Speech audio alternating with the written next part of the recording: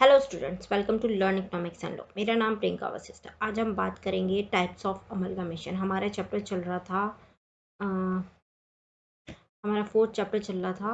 कौन सा था? मॉड्यूल से merger and amalgamation, accounting aspect of amalgamation. ठीक है, ये चल रहा था और इसका हमने एप्लीकेबिलिटी पढ़ ली थी। अब हम टाइप्स ऑफ अमलगमेशन की बात करेंगे। ठीक है, Types of amalgamation. Accounting standard AS14 recognize two types of amalgamation, यानी कि अकाउंटिंग स्टैंडर्ड 14 बताता है दो तरीके के अमलगामेशन। अमलगामेशन क्या होता है? देखिए, हमने पहले भी बात करी है। जहाँ पर शब्द आ रहा है अमलगामेशन, वहाँ पर तीन बातें निकल के आती हैं। पहली कि अमलगामेशन, पहला हो गया अमलगामेशन, दूसरा हो गया एब्जॉर्प्शन, तीसरा हो गया एक्सटर्नल रिकंस्ट्रक्शन। ठीक है, ये तीन बातें आती हैं। तो जो अमलगामेशन है उसका मतलब क्या होता है, मैंने आपको पहले भी बताया था, मैं दोबारा रिमाइंड करा देती हूँ। अमलगामेशन मतलब होता है जब दो या दो से अधिक कंपनी अपनी एंटिटी को खोती हैं, अपने वजूद को खोती हैं और एक नई कंपनी फॉर्म होती है। जैसे ए प्लस बी मिलके सी बनी, तो ए ने भी अपनी एंटिटी खोई और बी ने भी खोई और एक नई कंपनी फॉर्म हुई सी। तो ये टाइप है आपकी अमलगमेशन, इसको आप बोलेंगे अमलगमेशन। अमलगमेशन से रिलेटेड एक शब्द होता है एब्जॉर्प्शन। एब्जॉर्प्शन क्या होता है? एब्जॉर्प्शन में एक कंपनी अपनी एंटिटी खोती है। ए ने बी को खरीद लिया, ए ने बी को खरीद लिया, यानी कि ए ने परचेज कर लिया बी को, तो एंटिटी किसने खोई? सिर्फ बी ने खोई और कोई नई कंपनी फॉर्म नहीं हो रही है इसमें। तो उसका मतलब है कि ए परचेजिंग हुई है, अमलगमेशन हुआ, ए ने परचेज करा है बी को, और क्या कहते हैं, किसी भी तरीके की आपकी नई कंपनी फॉर्म नहीं हो रही है और सिर्फ एक कंपनी अपनी एंटिटी खो रही है। एक्सटर्नल रिकंस्ट्रक्शन होता है, यानी कि आपने अपना जो नाम से आज कंपनी चल रही है उस नाम को कंटिन्यू करना संभव नहीं है, उससे काम करना अब संभव नहीं है। आपने सिर्फ नाम चेंज करा है, कुछ नहीं बदला है, सब कुछ वैसा ही है। Profit and loss, balance sheet, काम करने का तरीका सब कुछ वैसे ही चलेगा। सिर्फ आपकी बैलेंस शीट, सिर्फ आपका नाम चेंज हुआ है। आपने ए लिमिटेड से हटाकर बी लिमिटेड कर दिया, सिर्फ नाम में चेंज होता है। तो अमलगामेशन से ये तीन बातें निकल के आती हैं, तीन शब्द निकल के आते हैं जिनके मतलब मैंने आपको बता दिए। एक अमलगामेशन, दूसरा एब्जॉर्प्शन और तीसरा एक्सटर्नल रिकंस्ट्रक्शन। ठीक है, तो अब हम पढ़ रहे हैं यहाँ पर टाइप्स ऑफ अमलगमेशन, यानी कि दो तरीके के अमलगमेशन होते हैं। Amalgamation in nature of purchase, amalgamation merger, और अमलगमेशन नेचर ऑफ परचेज। दो तरीके से होता है, नेचर ऑफ मर्जर और नेचर ऑफ परचेज। अब ये पांच कंडीशन इसमें दे रखी हैं, ये वाली पांच कंडीशन। ये पांच कंडीशन यदि आपकी फुलफिल हो जाती हैं किसी भी कंपनी में, किसी भी अमलगमेशन में, यानी कि बेसिकली क्या बात हो रही है? अमलगमेशन की बात हो रही है। कोई दो कंपनी के ए और बी के बीच में, हमने ए और बी दो कंपनी ली है, ए और बी के बीच में अमलगमेशन हुआ है, तो आप उस अमलगमेशन को नेचर ऑफ मर्जर बोलोगे या नेचर ऑफ परचेज बोलोगे। इसको पहचानने में, इसका डाइवर्सिफिकेशन करना ही आपकी टाइप्स ऑफ अमलगमेशन में आज की क्लास में हम सीखेंगे। तो यदि इसमें क्या कह रहे हैं, यदि ये पांच कंडीशन फुलफिल होती हैं तो आपकी नेचर ऑफ मर्जर है, और यदि आपकी ये पांच कंडीशन में से कोई भी फुलफिल नहीं होती है तो वो नेचर ऑफ परचेज है। ठीक है, इतनी बात आपको समझ में आई। अब हम करेंगे an amalgamation should be considered to be an amalgamation in the nature of merger when all the following condition are satisfied. यानी कि ये पांच कंडीशन यदि फुलफिल हो जाएंगी तो आपका नेचर ऑफ मर्जर है, अदरवाइज आपका नेचर ऑफ परचेज है। अब इन पांच कंडीशन के बारे में हम बात कर लेते हैं, कौन कौन सी। ठीक है, तो ये पहली कंडीशन है, all the assets and liability of the transferor company after amalgamation the assets and liability of the transferee company. देखिए, दो टर्म्स हम यूज कर रहे हैं, ट्रांसफरर कंपनी और ट्रांसफरी कंपनी। TRANSE FERROR, ठीक है, ट्रांसफरर कंपनी और ट्रांसफरी TRANSFEREE, यानी कि ट्रांसफरी कंपनी। इनका मतलब क्या होता है? इनका मतलब होता है, ये टर्म आपको हर जगह मिलेंगी, पूरे मॉड्यूल में मिलेंगी, तो आपको मैंने पहले भी बताया था, दोबारा क्लियर कर देती हूँ। ट्रांसफरर कंपनी वो कंपनी होती है जो ट्रांसफर हो रही है, और ट्रांसफरी कंपनी वो कंपनी होती है जिसमें ट्रांसफर हो रही है।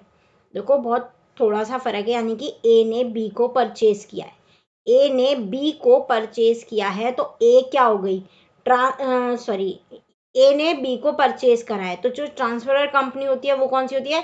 जो ट्रांसफर हो रही है, यानी कि बी हो गई वो, यानी कि बी ट्रांसफर हो रही है ए में, तो ए कौन सी होगी? ट्रांसफरी कंपनी, क्योंकि ए ने बी को खरीदा है, यानी कि बी जो है वो ए में जाके मिल गई है, यानी कि जिसमें जाके मिल गई है वो ट्रांसफरी कंपनी होती है, लास्ट में डबल ई होगा उसमें, और जो ट्रांसफर हो रही है यानी कि बी, वो ट्रांसफरर कंपनी होती है।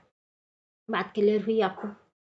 ठीक है, मैं जो बोल रही हूँ वो यदि आपको कहीं पर भी कुछ भी समझ में ना आ रहा हो तो आप कमेंट करके पूछ लेना, मैं एक्सप्लेन कर दूंगी। बाकी आप ध्यान से समझोगे तो सब समझ में आ जाएगा। मैं बिल्कुल बेसिक से लेके चल रही हूँ, बिल्कुल हिसाब से बता रही हूँ। तो पहला पॉइंट क्या कह रहा है, सारी असेट्स। एक कंपनी में क्या होता है, एक कंपनी में सिर्फ असेट्स होती हैं और लाइबिलिटी होती हैं, दो ही चीज होती हैं। सारी असेट्स और सारी लाइबिलिटी ट्रांसफरर कंपनी की यदि ट्रांसफर हो जाए ट्रांसफरी कंपनी में एज इट इज, तो ये नेचर ऑफ मर्जर कहलाएगा, ये अमलगामेशन नेचर ऑफ मर्जर कहलाएगा।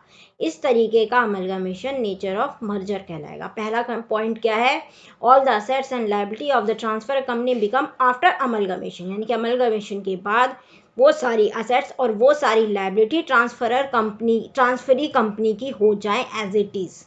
ठीक है, तो ये क्या है, ये एक तरीके का नेचर ऑफ मर्जर है। अमलगमेशन आप इसको नेचर ऑफ मर्जर में डालोगे, बुक्स ऑफ अकाउंट्स में जो आप एंट्री करोगे वो नेचर ऑफ मर्जर की तरह करोगे। ठीक है, सॉरी। अब दूसरा पॉइंट क्या कहता है, दूसरा पॉइंट कहता है share holders holding not less than 90% of the face value of the equity shareholder of the transferor company other than the equity, bracket में लिखा है ये other than the equity shareholders already held therein immediately before the amalgamation by the transferee company or its subsidiary or nominee company become equity shareholders of the transferee company by virtue of amalgamation। यानी कि simple terms में क्या है, यदि ए और B दो company के बीच में अमलगमेशन हो रहा है तो जो ट्रांसफरर कंपनी है उसके 90% शेयर होल्डर्स उठ के ट्रांसफरी कंपनी के शेयर होल्डर्स बन जाने चाहिए। अब ये 90% कैसा है, यदि जो ट्रांसफरी कंपनी है, मैं टर्म इस्तेमाल कर रही हूँ ट्रांसफरी कंपनी, यानी कि आपको पता होना चाहिए कि ट्रांसफरी कंपनी कौन सी, यानी कि जिसमें ट्रांसफर हो रही है। ट्रांसफरर कंपनी यानी कि जो ट्रांसफर हो रही है, तो ट्रांसफरी कंपनी के पास उस अमलगामेशन के जस्ट पहले जो शेयर हैं उस कंपनी के, जो ट्रांसफरर कंपनी के, वो आप काउंट नहीं करेंगे इवन ट्रांसफरी कंपनी के पास और इट्स सब्सिडरी और नॉमिनी कंपनी, यानी कि ट्रांसफरी कंपनी की कोई भी सब्सिडरी कंपनी हो या नॉमिनी कंपनी हो, उनके पास जो अमलगामेशन से जस्ट पहले शेयर है वो आप काउंट नहीं करेंगे। अमलगामेशन के टाइम पे जो ट्रांसफरर कंपनी के शेयर होल्डर्स हैं उन शेयर होल्डर्स का 90% ट्रांसफरर कंपनी से ट्रांसफरी कंपनी में एज इट इज ट्रांसफर हो जाने चाहिए शेयर होल्डर्स, तभी आप इस अमलगामेशन को नेचर ऑफ मर्जर में काउंट करेंगे, अदरवाइज वो नेचर ऑफ परचेज में काउंट होगा। सेकेंड पॉइंट क्लियर हो गया, दो पॉइंट क्लियर हो गए हमारे। ठीक है, अब तीसरा पॉइंट क्या कह रहा है, the consideration for the amalgamation receivable by those equity shareholders of the transferor company who agree to become equity shareholders of the transferee company is discharged by the transferee company wholly by the issue of equity share in the transferee company except that cash may be paid in respect of fractional shares। इसमें ये कह रहे हैं कि यदि transferor company के share holders transferee company में transfer होते हैं, ठीक है, तो आप उन ट्रांसफरर कंपनी के जो शेयर होल्डर्स हैं उनको आप फ्रैक्शन में दे रहे हो। जैसे उनकी पेमेंट कैसे होगी, बाय इक्विटी शेयर होगी। जैसे आप ट्रांसफरर कंपनी के आपने 3 शेयर रखे हुए हैं, तो ट्रांसफरी कंपनी ने क्या बोला, भैया 3 शेयर के बदले हम अपनी कंपनी का 1 शेयर आपको देंगे। उसकी 3 शेयर के बदले ट्रांसफरर कंपनी के शेयर होल्डर्स को उसने, ट्रांसफरी कंपनी ने क्या बोला कि आप हमारे यहाँ आ जाओ, आप हमारे से मिल लो, ठीक है, और हम आपको आपकी ट्रांसफरर कंपनी के, यदि आपके पास 3 शेयर है तो उसके एवज में आपको 1 शेयर देंगे। ठीक है, ट्रांसफरी कंपनी का 1 शेयर मिलेगा आपको ट्रांसफर कंपनी के 3 शेयर के एवज में। ये आपको पेमेंट के रूप में आपको ये दिया जाएगा, आपको कैश नहीं दिया जाएगा, आपको अपने शेयर के बदले में कैश नहीं मिलेगा। आपके पास 3 शेयर है तो आपको ट्रांसफरी कंपनी का 1 शेयर मिल जाएगा। पर यदि आपके पास फ्रैक्शनल नंबर ऑफ शेयर्स हैं, फ्रैक्शनल नंबर ऑफ शेयर्स कैसे, यदि ट्रांसफरी कंपनी ने 3 शेयर के बदले 1 शेयर दे रही है और आपके पास उसी कंपनी ट्रांसफर कंपनी के 4 शेयर हैं, तो आपको 3 शेयर के बदले तो 1 शेयर मिल जाएगा ट्रांसफरी कंपनी का, और बाकी जो 1 शेयर है उसके आपको पैसे मिल जाएंगे। तो कैश में पेमेंट सिर्फ उस फ्रैक्शनल बेसिस पे की जाएगी, यानी कि वो जो एक शेयर है, जो 3 शेयरों के बदले एक शेयर मिल जाएगा ट्रांसफरी कंपनी का, और जो एक शेयर आपके पास है ट्रांसफर कंपनी का, उसके आपको ट्रांसफरी कंपनी पैसे दे देगी। अदरवाइज यदि आपके पास 6 शेयर है तो 2 शेयर आपको ट्रांसफरी कंपनी के मिल जाएंगे, क्योंकि 3 की रेशो में वो एक शेयर दे रही है। 6 शेयर है तो आपके पास 2 शेयर ट्रांसफरी कंपनी के मिल जाएंगे। इस रूप में ट्रांसफरी कंपनी पेमेंट करेगी ट्रांसफरर कंपनी के शेयर होल्डर्स को। कैश में कोई पैसा नहीं दिया जाएगा, शेयर्स दिए जाएंगे। ठीक है, थर्ड पॉइंट क्लियर हो गया होगा।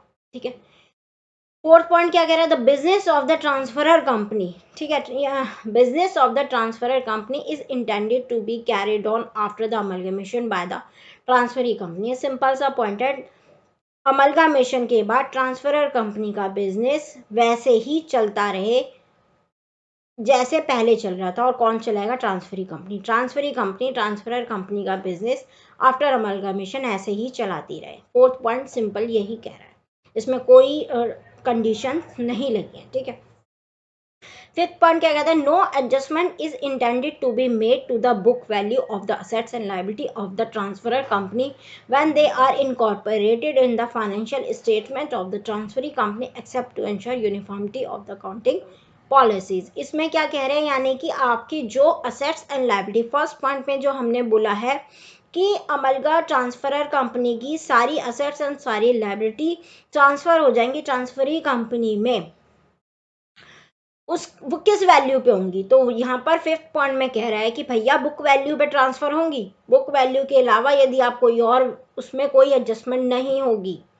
जो बुक वैल्यू, यानी कि आपके बुक्स में, ट्रांसफरर कंपनी की बुक्स में मान लीजिए मशीनरी और बिल्डिंग लिखी है 20 लाख की, मशीनरी लिखी है 5 लाख की, तो वो उतनी ही वैल्यू में ट्रांसफरी कंपनी को ट्रांसफर होंगी, 20 लाख में और 5 लाख में, वो चेंज नहीं होगी। बुक वैल्यू पर ही ट्रांसफरर कंपनी की assets and liability transferee company को जाएंगी, उसमें कोई एडजस्टमेंट नहीं होगी।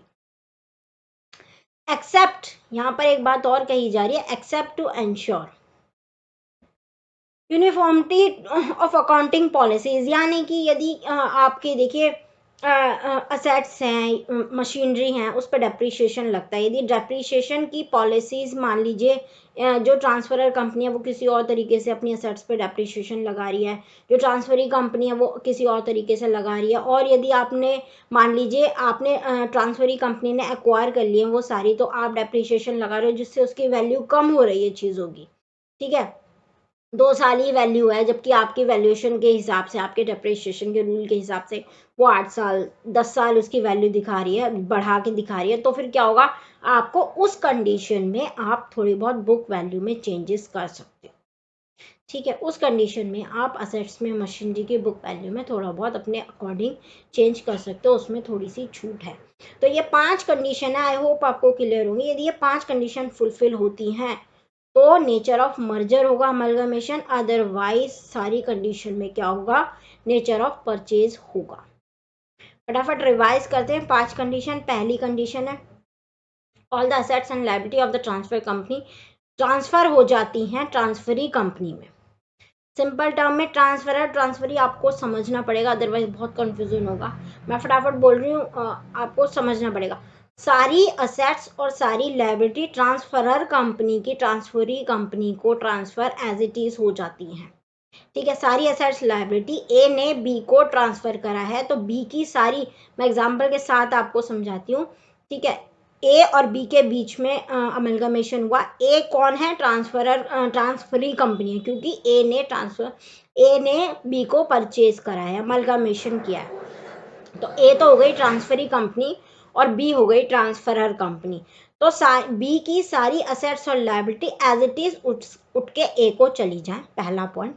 दूसरा, बी के जितने भी शेयर होल्डर्स हैं, ठीक है, ए के पास जितने शेयर होल्डर्स, उसकी सब्सिडरी कंपनी, ए खुद और उसकी सब्सिडरी कंपनी और उसकी नॉमिनी कंपनी के पास जो अमलगमेशन से पहले बी कंपनी के शेयर होल्डर है, उसको आप निकाल दीजिए, उसे आप काउंट नहीं करेंगे। उसके अलावा अमलगमेशन के टाइम पे बी कंपनी के जितने भी शेयर होल्डर्स हैं, उनका 90%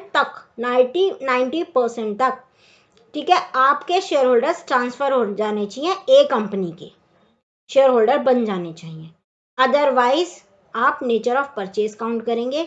और यदि 90% शेयर होल्डर्स जितने भी हैं उस समय अमलगामेशन के टाइम पे बी कंपनी के, वो शेयर होल्डर्स बन जाते हैं ए कंपनी के 90% या उससे ज़्यादा, तो आप नेचर ऑफ मर्जर इसको काउंट करेंगे इस अमलगामेशन। थर्ड पॉइंट क्या कह रहा है, आपके जो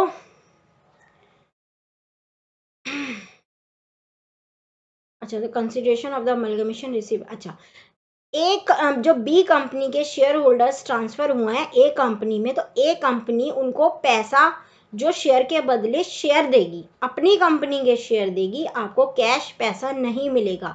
सिर्फ उस टर्म्स पे आपको पैसा मिलेगा यदि किसी कंपनी ने, ए कंपनी ने बोला भैया बी कंपनी के 3 शेयर पे हम अपने कंपनी का 1 शेयर देंगे, और आप 4 शेयर लेके बैठे हो बी कंपनी के, तो क्या होगा, 3 शेयर आपको, 3 शेयर के बदले तो आपको ए कंपनी का 1 शेयर मिल जाएगा, और बी कंपनी के 1 शेयर जो आपके पास रिमेनिंग है उसके बदले आपको कैश में पेमेंट हो जाएगी। और यदि आपके पास 6 शेयर है बी कंपनी के, तो आपको ए कंपनी के सिर्फ 2 शेयर मिलेंगे, क्योंकि 3 शेयर के बदले आपको 1 शेयर उसकी ए कंपनी का मिलेगा। थर्ड पॉइंट, फोर्थ पॉइंट क्या कहता है, ए और बी के बीच में, ए ने बी का बिजनेस एक्वायर किया है, तो आफ्टर अमलगामेशन ए बी के बिजनेस को एज इट इज कंटिन्यू करे, उसे चलाए। ठीक है, फोर्थ पॉइंट ये कहता है। फिफ्थ पॉइंट क्या कहता है कि असेट्स और लायबिलिटी जो बी की हैं वो उसकी बुक वैल्यू के हिसाब से ही ए में ट्रांसफर होंगी, उसमें कोई एडजस्टमेंट या कोई भी चेंजेस नहीं किए जाएंगे। अदरवाइज यदि ए कंपनी डेप्रिसिएशन किसी वैल्यू से लगा रही है, किसी मेथड से लगा रही है, और बी कंपनी किसी और मेथड से लगा रही है, और उसकी वैल्यू में कुछ चेंजेस होते हैं, ज़्यादा चेंजेस होते हैं जो इफेक्टिव डाल रहे हैं उसकी वैल्यू पे, तब आप थोड़े बहुत चेंजेस बुक वैल्यू में कर सकते हो, अदरवाइज कोई चेंज नहीं होगा। समझ में आ गया आपको? ये 5 पॉइंट फुलफिल होते हैं नेचर ऑफ मर्जर कहलाएगा, और ये 5 पॉइंट नहीं फुलफिल होते हैं तो नेचर ऑफ परचेज कहलाएगा। इसके अलावा इसमें कुछ नहीं है, आप इसको देखना, समझ में आया होगा आपको, और कुछ भी ना समझ में आया तो आप कमेंट बॉक्स में बताना, और यदि समझ में आ गया, यहाँ तक वीडियो देख लिया है, तो आप मुझे उसी में बताना कमेंट करके, ठीक है।